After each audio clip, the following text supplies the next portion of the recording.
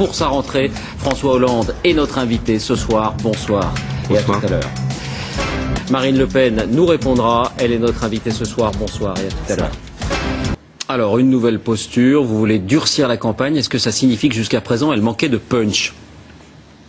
Chaque étape a sa logique. J'ai connu les primaires. J'en suis sorti vainqueur. Ensuite, j'avais à préparer la phase qui va s'ouvrir, c'est-à-dire la confrontation. Nous sommes à 110 jours. 110 jours, c'est très court, du premier tour. Donc je veux être dans la clarté, dans la netteté, dans la simplicité dans mon rapport avec les Français. J'ai à les convaincre. C'est vrai que des sondages me portent. Mais enfin, entre des sondages et des élections, il y a une campagne. Je la dois. Et donc, je la lance plus officiellement aujourd'hui, tout simplement parce que nous sommes au début de l'année et que dans 3 mois, les Français auront déjà fait le choix du premier tour de l'élection présidentielle. Mais que répondez-vous lorsqu'on vous reproche jusque-là un manque d'autorité? S'il s'agit d'autoritarisme, je laisse ça à celui que vous connaissez. Vous croyez que j'en serais là, candidat à l'élection présidentielle pour le Parti socialiste et les radicaux de gauche, si je n'avais pas une force de caractère? Pensez que ça a été simple, le parcours qui a été le mien depuis tant d'années? Croyez que je n'ai pas lutté, imposé mon point de vue? Si je n'ai pas, à un moment, fait prévaloir ma ligne politique? Si je suis aujourd'hui candidat devant les Français, c'est parce que j'ai fait tout ce chemin. Et aujourd'hui, je ne me laisserai pas détourner. Et je ne me laisserai pas impressionner par Nicolas Sarkozy, qui d'ailleurs essaye d'éviter et la campagne, présente ses vœux. Mais moi, je ne m'adresse pas par des vœux aux Français. Je dis aux Français ce que je veux pour mon pays. Depuis quelques jours, les plans sociaux font la une. Si vous étiez au pouvoir, que feriez-vous pour 6 francs? Est-ce que vous investiriez l'argent public dans cette entreprise? Monsieur, ça fait des mois, et même dès que nous avons été élus au Conseil régional, que nous avons défendu l'idée que la SNCF devait recapitaliser 6 francs. Il n'y a qu'un malheur, c'est que les socialistes et les gens de l'UMP ont imposé aux Français un traité, qui est le traité de Lisbonne, qui interdit à l'État d'avoir une action stratégique et de venir au soutien des entreprises ou des secteurs économiques qui sont en difficulté. Et voilà aujourd'hui cette classe politique qui pleure des larmes de crocodile, qui se balade avec sa boîte de Kleenex en bandoulière, alors que je vous le dis très solennellement ce soir, ce sont eux qui sont responsables du chômage. Eux qui sont responsables de la délocalisation, c'est le modèle économique ultralibéral qu'ils ont défendu à tout prix et mis en œuvre depuis 30 ans, et c'est la raison pour laquelle ma solution passe par la rupture avec ce système, avec ce modèle ultralibéral. Il faut mettre la France à l'abri de la crise, et pour cela, il faut mettre en place un patriotisme économique et un patriotisme social. Mais est-ce que vous vous revendiquez toujours comme un candidat ou un futur président, si vous êtes élu, normal? Mieux vaut être normal qu'anormal. Je vous donne ce conseil pour le choix que vous aurez à faire. Il vaut mieux avoir un président stable, cohérent, constant, capable de rassembler, de réconcilier les Français. Moi, je ne veux pas de la France que je regarde aujourd'hui, qui est divisée, qui est heurtée, qui est affaiblie. J'ai à redresser la France. C'est une lourde tâche.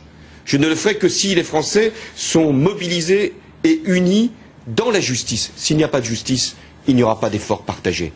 Et enfin, je veux lever une espérance, celle de la jeunesse. C'est vrai, on parle de rêve. C'est difficile de parler effectivement de rêve quand il y a la réalité qui est aussi dure, aussi implacable, avec le chômage qui a augmenté d'1 million de personnes depuis le début du mandat de Nicolas Sarkozy. Mais je le fais parce que c'est le rêve français, c'est-à-dire cette grande idée qui voulait que nos enfants vivent mieux que nous et qui s'est à un moment arrêtée. Eh bien, je veux la reprendre. Pour vous, Marine Le Pen, l'État doit intervenir chaque fois qu'une grande entreprise est en difficulté et que des centaines d'emplois sont en jeu. Il faut d'abord que l'État mette en place les conditions pour que nos entreprises ne soient pas mises en concurrence déloyale avec des entreprises de pays étrangers.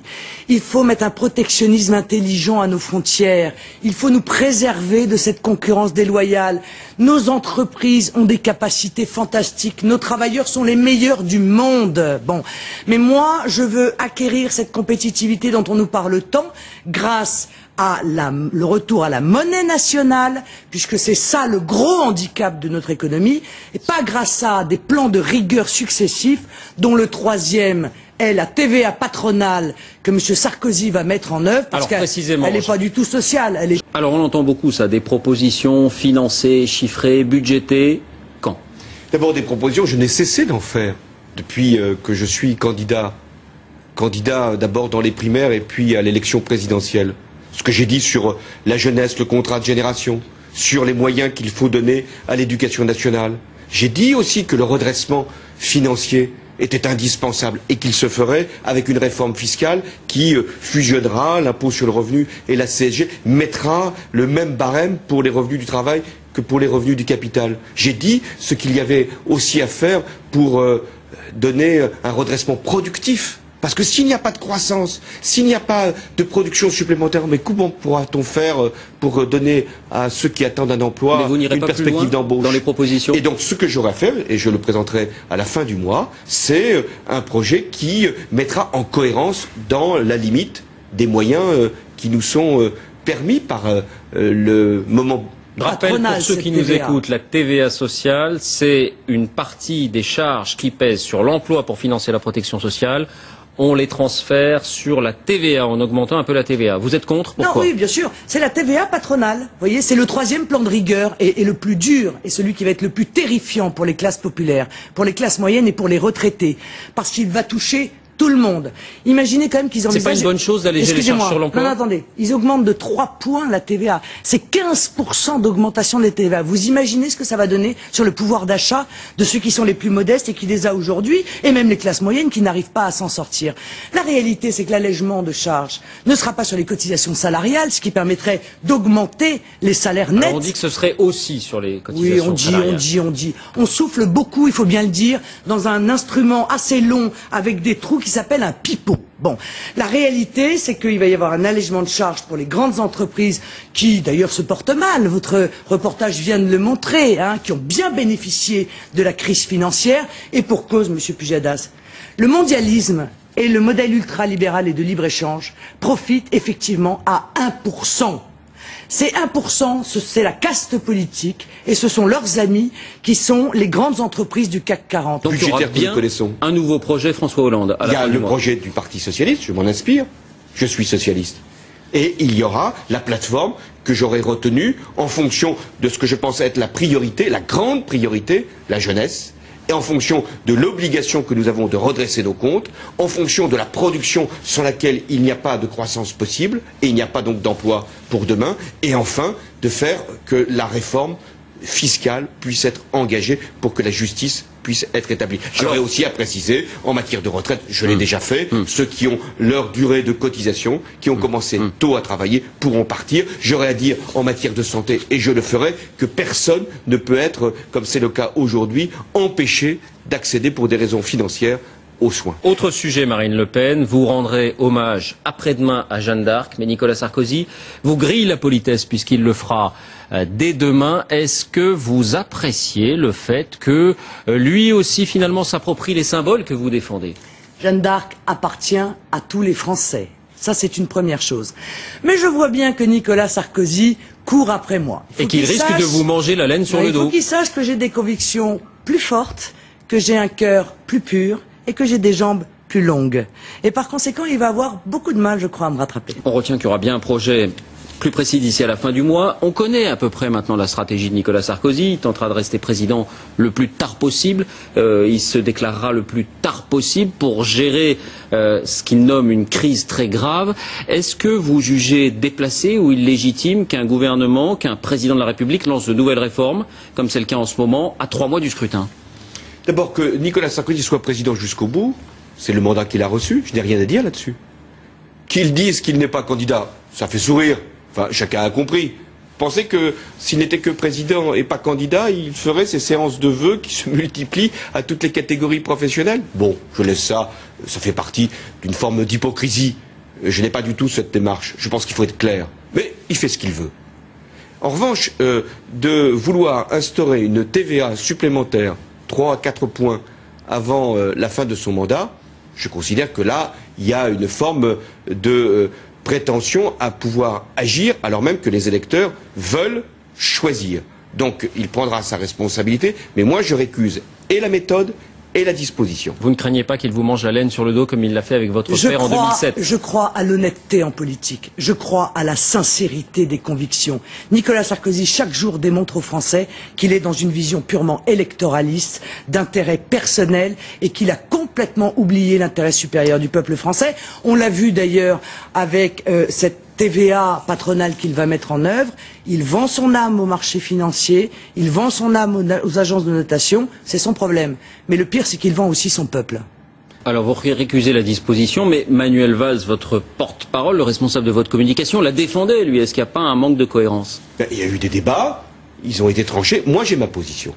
Je ne veux pas que les Français qui vont déjà assumer le redressement financier soient affligés de 3 ou 4 points de TVA qu'on appellera social, parce qu'il y aura une baisse de cotisation, non pas des salariés, mais des employeurs, pour une compétitivité qui ne sera d'ailleurs pas améliorée, puisque les importations représentent le tiers de la consommation. Donc ne laissons pas croire que la TVA va nous protéger des importations venant de l'extérieur. Donc il y a, de ce point de vue-là, une mystification économique et une faute sociale. Et enfin, des conséquences extrêmement graves sur la croissance. Je ne laisserai pas faire. Et d'ailleurs, ça sera un enjeu de l'élection présidentielle. Pour moi, la compétitivité, elle doit être améliorée par un soutien à l'investissement productif, par une aide aux entreprises, notamment à celles qui exportent, par une amélioration des conditions d'embauche. C'est ce que je propose, notamment avec le contrat de génération. Qu'est-ce que c'est que le contrat de génération? C'est de permettre aux seniors que l'on écarte trop facilement de l'entreprise avant même qu'ils n'aient pu concourir à faire valoir leur retraite. Et puis, ces jeunes qui ne rentrent jamais avec un contrat à durée indéterminée, ma proposition, c'est de lier les deux. C'est-à-dire qu'il y ait une forme de tutorat entre le senior et le jeune qui rentrerait avec un contrat à durée indéterminée, et les deux emplois seraient exonérés de cotisations sociales. Voilà une mesure beaucoup plus puissante que je ne sais quelle augmentation de prélèvements. Marine Le Pen, vous avez, face à la presse, tout à l'heure évoqué à nouveau le problème des 500 signatures pour vous présenter à la présidentielle. On ne peut pas s'empêcher de se demander, au vu des précédents de 2007, de 2002, si ce n'est pas une stratégie pour faire parler de vous en quelque sorte. Oui, bien sûr, on ne parle pas assez de moi. Non, la réalité, c'est que si les choses continuent à ce rythme-là, je ne pourrai pas être candidate à l'élection présidentielle. Dernière question, l'emploi, on en parle beaucoup en ce moment, le chômage, est-ce qu'il est du devoir de l'État d'intervenir à chaque plan social d'importance, comme c'est le cas par exemple en ce moment à Cifrance? L'État doit être vigilant, attentif et doit offrir des solutions. Il y a eu une volte-face du président de la République, une de plus. Très bien. Je ne m'en plains pas. Mais vous approuvez le soutien à un éventuel projet de coopérative? Mais là, l'État n'a pas annoncé qu'il allait faire.